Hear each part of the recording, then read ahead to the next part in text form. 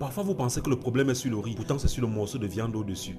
Qui n'a pas été scandalisé par le scandale du port autonome de Douala? Est-ce que ça se dit même? Bref, petit rappel de ce qu'on a vu sur les réseaux sociaux un beau matin. Scoop matinal, Cyrus Ngor a déjà payé 54 milliards pour un projet déjà facturé à 25 milliards de francs CFA. Tout ça pourquoi? Pour la sécurisation physique du périmètre et du contrôle des accès au port de Douala. Plus bas on peut lire, alors même qu'ils n'ont pas réalisé 10% du marché, Port Sec a réussi à obtenir un avenant de 5 milliards. En gros, une barrière et les bip bip pour entrer.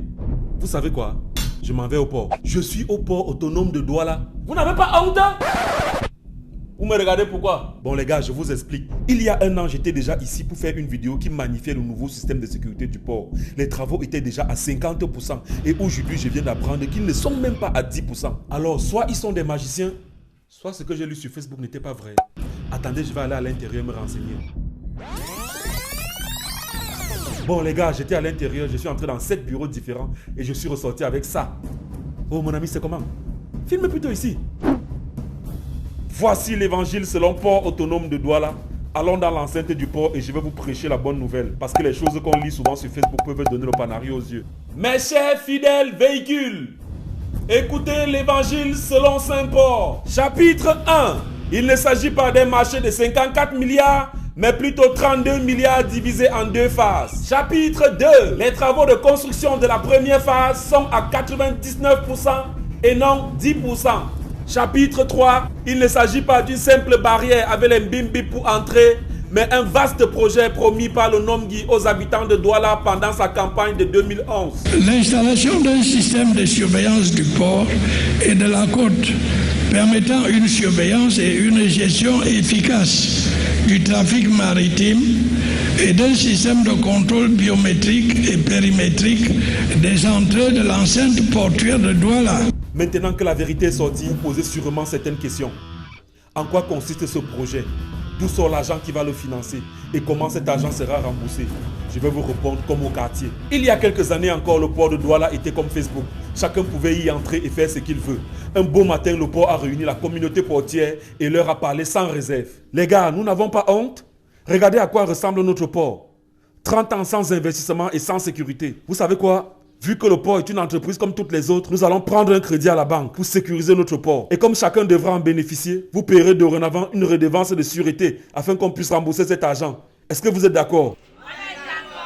C'est donc cette future taxe estimée à 3,5 milliards par an qui a permis au port de monter le modèle financier afin d'obtenir de l'argent auprès des banques. Je vous ai dit qu'il s'agissait d'un marché de 32 milliards divisé en deux. Commençons par le premier qui est le marché de base. 25 milliards 369 millions, celui qui est déjà réalisé à 99%, souvenez-vous. Il s'agit de la construction de 6 grandes guérites ultra sécurisées, comme celle que vous pouvez voir derrière moi, permettant de filtrer les accès au port. Désormais, il faut avoir une carte d'accès et montrer patte blanche pour entrer dans l'espace portuaire via ces guérites. Il s'agit aussi de la construction de 50 checkpoints permettant une double sécurité. Désormais, si vous travaillez dans un endroit A, votre carte d'accès vous permettra uniquement d'entrer dans cet endroit. De la construction d'une barrière longue de 25 km qui encercle le domaine portuaire. De l'installation de plus de 500 caméras sur l'ensemble du domaine portuaire. De la construction de 7 stations de pesage dans l'enceinte du port. Il s'agit encore de la construction d'un bâtiment futuriste qui sert de siège à la Douala Port Security. Ce bâtiment possède la plus grande salle de contrôle en Afrique centrale, une salle data, une salle de conférences et plusieurs bureaux et restaurants. Toujours dans ce marché,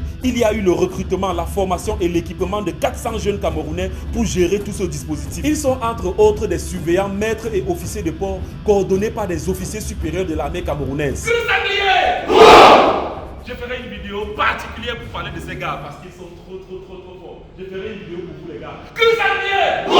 Il s'agit également de l'achat des véhicules pour transporter tous ces gens et faire des patrouilles dans le port. Il s'agit en plus de l'installation de l'éclairage solaire dans tout l'espace portuaire. Qui est déjà venu ici au port depuis l'installation du nouveau système d'éclairage solaire? C'est juste beau. Surtout pour ceux qui viennent manger le poisson ici au lieu dit base navale qui jadis était plongé dans les ténèbres. Il s'agissait également de l'achat de scanners à rayon X permettant de savoir non seulement ce qu'il y a dans les conteneurs, mais aussi pour débusquer les fraudeurs qui se cachent dans les camions pour entrer au port. Voici par exemple un en image. Le gars a été stoppé net l'autre jour. L'installation d'un radar de type VTMIS, c'est ce qui est derrière moi. C'est un système qui gère les bateaux dans les plus grands ports au monde. Contrairement au radar normal, c'est un système équipé de caméras qui permet d'avoir un visuel sur tous les navires à des kilomètres à la ronde, de les identifier et de gérer leurs entrées et sorties au port. Ce système vient d'être installé et sera fonctionnel dans quelques jours, alors le marché sera réalisé à 100%. Je précise pour votre gouverne que le port ne paye que ce qui a déjà été réalisé. Donc à cette date, le port a déjà versé 20 953 millions à l'entreprise. Dès que cette VTMIS sera fonctionnelle, le port pourra terminer les 4 milliards restants. Maintenant, pour la deuxième partie du marché, qui concerne l'avenant de 6 milliards 649 millions, je vais vous laisser les documents y afférents en commentaire. Vous allez comprendre que non seulement les travaux n'ont pas encore commencé, mais aussi qu'aucun argent n'a été versé. Parce que le port ne verse pas l'argent avant, je vous ai dit. Et les travaux en question n'ont rien à voir avec ceux du premier marché. C'est dans ce genre d'embarcation que les gars de Douala Port Security font la patrouille sur le plan d'eau dans le domaine portuaire. L'accès au port étant devenu impossible, les voleurs se faufilent dans les canaux d'évacuation des eaux usées de la ville de Douala pour se retrouver dans l'enceinte du port, comme vous pouvez voir dans cette vidéo. Ne vous inquiétez pas, ils ont été très vite rattrapés à cet endroit qui leur a permis d'entrer. Vous comprenez donc que le projet de sécurisation du port a eu un impact non seulement sur les infrastructures, mais aussi les recettes. Tenez par exemple, l'accès au port est payant et durant les années antérieures, le port gagnait 400 millions par an sur les accès. Depuis l'installation du nouveau système, le port a gagné plus d'1 milliard en 8 mois. Autre chose, avant c'est chaque entreprise qui gérait le pesage et déclarait le tonnage selon leur gré. Avec le projet de sécurisation, c'est le port autonome qui contrôle tout ça à travers un système centralisé. Du coup, non seulement le port va gagner plus d'1 milliard par an sur les pésages, mais aussi, grâce au contrôle des tonnages, nous pourrons protéger nos infrastructures routières et avoir des données statistiques réelles sur tout ce qui entre et sort du port. Je vous ai également parlé du radar VTMIS qui permettra d'améliorer les recettes.